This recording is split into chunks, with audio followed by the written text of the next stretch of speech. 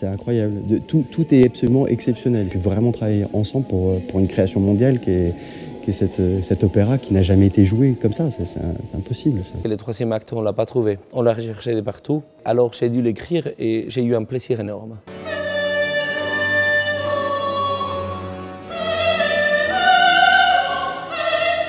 Bien sûr, la création de ces Prométhée était pour moi une évidence dès le moment où on a lu la partition manuscrite qui se trouve à Vienne. La création a eu lieu le 26 décembre 1669.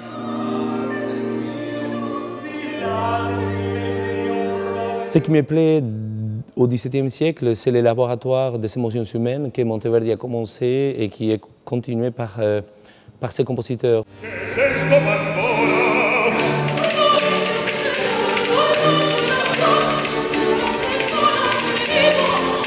Et Antonio Draghi, il a plus de 500 pièces lyriques et d'une très haute qualité.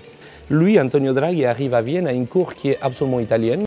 Il y a l'impulsion des sentiments et des émotions italiennes au nord, qui est très importante dans cette cour d'Autriche.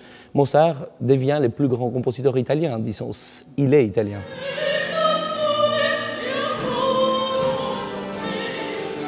Gustavo Tambaccio, qui nous a quittés en février dernier et qui a laissé des esquisses assez extraordinaires sur ce qu'il souhaitait sur ce spectacle. J'ai accepté, je crois, chose comme le 15 février, donc c'est-à-dire il y a très peu de temps, et en apprenant en plus les circonstances du fait que j'accepte de faire ce projet, à savoir de reprendre à la suite de Gustavo Tambaccio qui est décédé prématurément.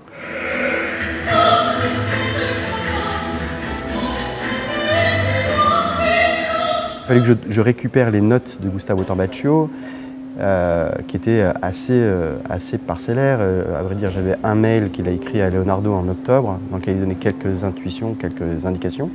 Et puis j'ai hérité du travail de Ricardo Sanchez et de Jesus Ruiz au costume et les décors. J'ai fait un travail un peu d'assistant qui déjà analyse les notes qu'il a, qui essaie de décortiquer l'œuvre.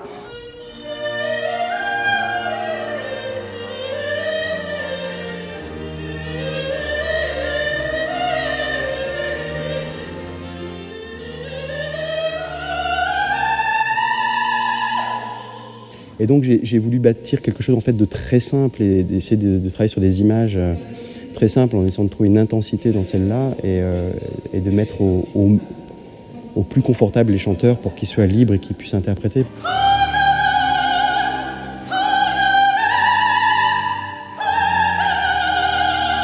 Une action qu'on souhaite violente et d'un seul coup, mais plutôt symbolique qu'autre chose. Ouais. Le plus dur et le plus enthousiasmant pour moi, c'était d'écrire ce troisième acte. Alors c'était une expérience extraordinaire pour moi. Je ne sais pas comment je pourrais décrire cela. Je ne crois pas du tout dans la réincarnation. Je suis chrétien, alors je ne peux pas parler de cela. Mais je crois dans une relation forte avec les compositeurs et avec la matière musicale, tout simplement.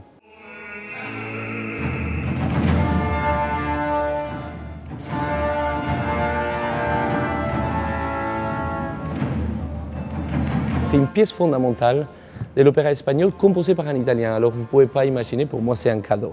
C'est comme avoir demandé aux compositeurs et aux poètes d'écrire cela.